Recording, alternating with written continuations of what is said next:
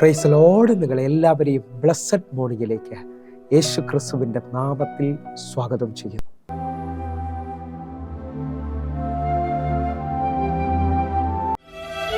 പ്രാർത്ഥനയ്ക്കുത്തരം നൽകുന്നവനേ, നിന്റെ സന്നിധിയിൽ ഞാൻ വരുന്നേ. പ്രാർത്ഥനയ്ക്കുത്തരം നൽകുന്നവനേ, നിന്റെ സന്നിധിയിൽ ഞാൻ വരുന്നേ. സ്വർഗ്ഗീയാനുഗ്രഹ ഭണ്ഡാരത്തിൻ വാതിൽ തുറക്കണമേ. സ്വർഗ്ഗീയാനുഗ്രഹ ഭണ്ഡാരത്തിൻ വാതിൽ തുറക്കണമേ. കേൾക്കണേ പ്രാർത്ഥന, നൽകണേ എൻ യാചന. കേൾക്കണേ എൻ പ്രാർത്ഥന, നൽകണേ എൻ യാചന.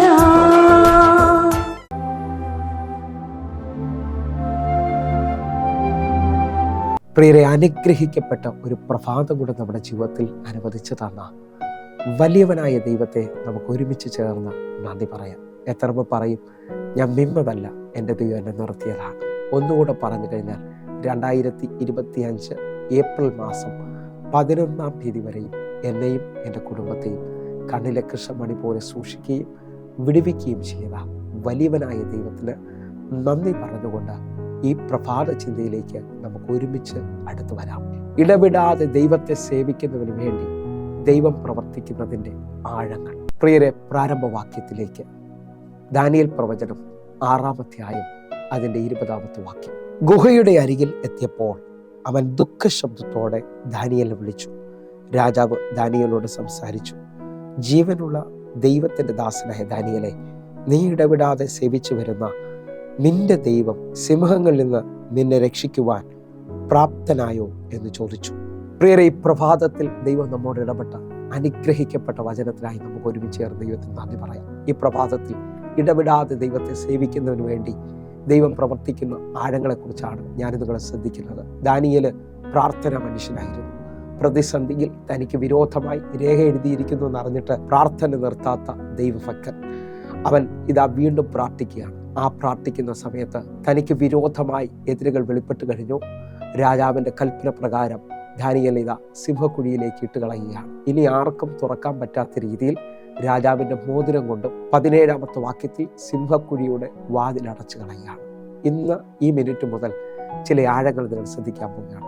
പ്രാർത്ഥിക്കുന്ന ദൈവത്തെ സേവിക്കുന്നവന് വേണ്ടി ലോകം എത്ര വാതിലടച്ചാലും, ശത്രു എത്ര വാതിലടച്ചാലും എൻ്റെ ദൈവം വാതിലുകൾ തുറക്കും. ഒന്നാമത്തെ ആഴം ശ്രദ്ധിച്ചോ.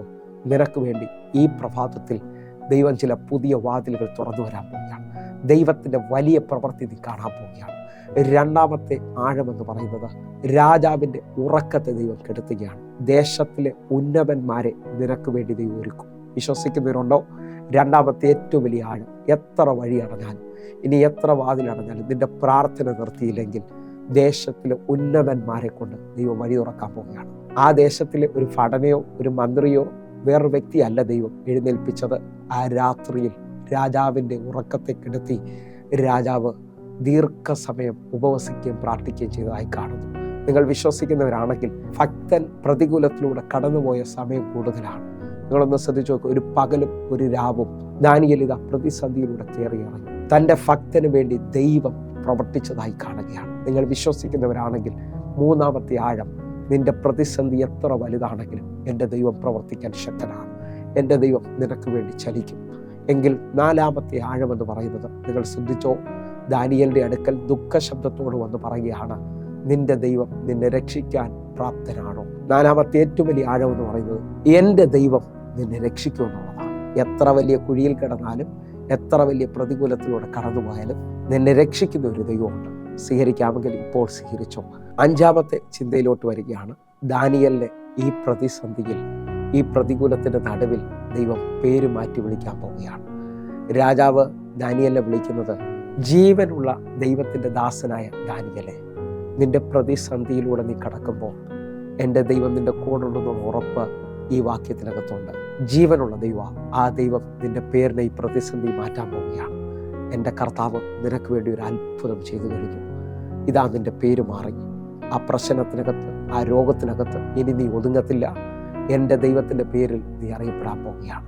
എങ്കിൽ അഞ്ചാമത്തെ ഒരു ചിന്ത എന്ന് പറയുന്നത്, നമ്മൾ ഒത്തിരി പേര് ചിന്തിക്കുകയും പറയുകയും ചെയ്യുന്നത്, എനിക്ക് മുമ്പേ പ്രശ്നമൊന്നുമില്ലായിരുന്നു, ഇപ്പോൾ ഞാൻ ദൈവത്തോട് അടുത്ത് കഴിഞ്ഞപ്പോഴത്തേക്ക് എനിക്ക് വലിയ പ്രശ്നം കൂടിയിരിക്കുകയാണ്. ദൈവത്തോട് അടുക്കും തോറും പ്രശ്നം കൂടുമെന്ന് പറയുന്ന ഒത്തിരി പേരെ ഞാൻ കണ്ടിട്ടുണ്ട്. നിൻ്റെ പ്രശ്നം കൂടാം, നിനക്ക് ഇതുവരെയും ചിന്തിക്കാത്ത പ്രതിസന്ധികൾ നീ കണ്ടെന്നിരിക്കാം. പക്ഷേ ഉറച്ചു നിൽക്കുന്ന, ഇടവിടാതെ ദൈവത്തെ സേവിക്കുന്ന ദാനിയേലിനോട് ചോദിച്ചാൽ അവൻ പറയും, ഈ പ്രശ്നത്തോടു കൂടെ എനിക്കൊരു പുതിയ സീസൺ തുറന്നു വരികയാണ്. അഞ്ചാമത്തെ ചിന്ത ഇതാ, പ്രശ്നത്തോടു കൂടെ നിന്റെ സീസൺ മാറാൻ പോവുകയാണ്. ആ പട്ടണത്തിനകത്ത് വിരോധമായി നിന്നവർ മുഴുവൻ കാണുക, ദാനിയേലിന്റെ ദൈവം ദാനിയേലിന് വേണ്ടി പ്രവർത്തിച്ചു. ഇനി ആർക്കും അവൻ്റെ വഴി അടയ്ക്കാൻ പറ്റത്തില്ല. ഇനി അവനെ ആർക്കും വിരോധമായി നിൽക്കാൻ പറ്റത്തില്ല. കാരണം രാജാവ് ഉൾപ്പെടെ പറയുകയാണ്, ദാനിയേലിന്റെ ദൈവം ജീവനുള്ള ദൈവമാണ്. നിങ്ങൾ വിശ്വസിക്കുന്നുണ്ടെങ്കിൽ പ്രശ്നം കൂടിയെന്ന് പറഞ്ഞുകൊണ്ട് അകന്നു പോകരുത്. ഉറച്ചു നിന്നോ. ഒരു ഭയങ്കര സാക്ഷ്യം നിങ്ങൾക്ക് വേണ്ടി ദൈവം ചെയ്യാൻ പോവുകയാണ്. ആറാമത്തെ ചിന്ത എന്ന് പറയുന്നത്, നിന്റെ ശത്രു എത്ര വലുതാണെങ്കിലും അവൻ്റെ വായ ദൈവം അടയ്ക്കും. സിംഹങ്ങൾ എത്ര ഉണ്ടെന്ന് അതിനകത്ത് എഴുതിയിട്ടില്ല, എനിക്കത് അറിയത്തില്ല. പക്ഷേ ഞാൻ ആഴം പറയാം, ഒന്നിൽ കൂടുതലുണ്ടെന്ന് ഞാൻ വിശ്വസിക്കുന്നു. ദാനിയേലിനെ ആ സിംഹക്കുഴിയിൽ ഇട്ട് വാതിലടയ്ക്കുമ്പോൾ ഇനി ഒരിക്കലും അവൻ തിരിച്ചു വരത്തില്ലെന്ന് ലോകം വിശ്വസിക്കുന്നു. കാരണം ശത്രു അവനെ അവസാനിപ്പിക്കുന്നുള്ളതാണ്. എന്നാൽ ഞാൻ ആത്മാവിൽ വിളിച്ചു പറയാം, നിങ്ങളുടെയും എൻ്റെയും ദൈവം ജീവിക്കുന്നത് കൊണ്ട് ഇപ്പോൾ ആ പ്രതിസന്ധിയിൽ നീ തീരാൻ പോവുകയല്ല. ശത്രുവിൻ്റെ വായ ദൈവം അടയ്ക്കാൻ പോവുകയാണ്.